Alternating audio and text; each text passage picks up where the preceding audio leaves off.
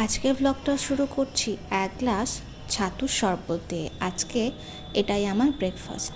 আমার সকালের দিকে সেরমভাবে ভারী কিছু খেতে ইচ্ছে করে না, খুব কম মাঝে মধ্যে লুচি পরোটা ইত্যাদি ইত্যাদি খাই, কিন্তু বেশিরভাগ সময় আমি হালকা খেতেই পছন্দ করি। কখনো তরকারি দিয়ে মুড়ি, কখনো স্মুদি, আর এখন নতুন অ্যাড হয়েছে এটা। তারপরে খেলাম দুটো ডিম, 4 পিস দুটো ডিম, ওপর দিয়ে গোলমরিচ আর বিট নুন ছড়ানো রয়েছে।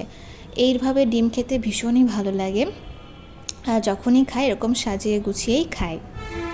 এই হচ্ছে আজকে আমার ব্রেকফাস্ট। এবার বসে পড়লাম একটা ফেস ওয়াশ পাউডার বানানোর জন্য। প্রথমে দিলাম 2 চামচ বেসন। এই বেসনটা বাড়িতে মা বানিয়ে দিয়েছে। তারপরে দিব কাস্তুরি হলদি। কাস্তুরি হলদিটা খুব অল্প পরিমাণে দেব, কারণ বেশি হয়ে গেলে না, পরিমাণটা বেশি হয়ে গেলে অনেক সময় জ্বালা জ্বালা করে, তাই জন্য একটুখানি। তারপরে দিব মুলতানি মাটি। মুলতানি মাটিটা এখন আমার খুব পছন্দের হয়েছে। আগে খুব একটা পছন্দ করতাম না, কিন্তু রিসেন্টলি আমার খুব খুব খুব খুব ফেভারিট। আর এটা দিলাম 1.5 চামচ মতো। তারপরে দিব নিম পাউডার।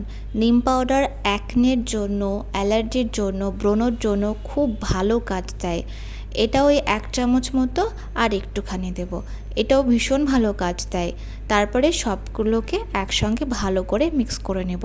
ভালো করে এই যে দানা দানা হয়ে আছে, সেই দানা দানাগুলো যেন না থাকে, এরমভাবে সুন্দরভাবে সবগুলো একসঙ্গে মিক্স করে নিতে হবে। আমি যবে থেকে এরকম ফেস ওয়াশ পাউডার ইউজ করতে শুরু করেছি, তখন থেকে আমি নর্মাল ফেস ওয়াশ খুব কম ইউজ করি। নর্মাল ফেস ওয়াশের থেকে আমার এটা বেশি ভালো কাজ দিয়েছে, প্লাস আমার ভীষণ ভালো লাগে।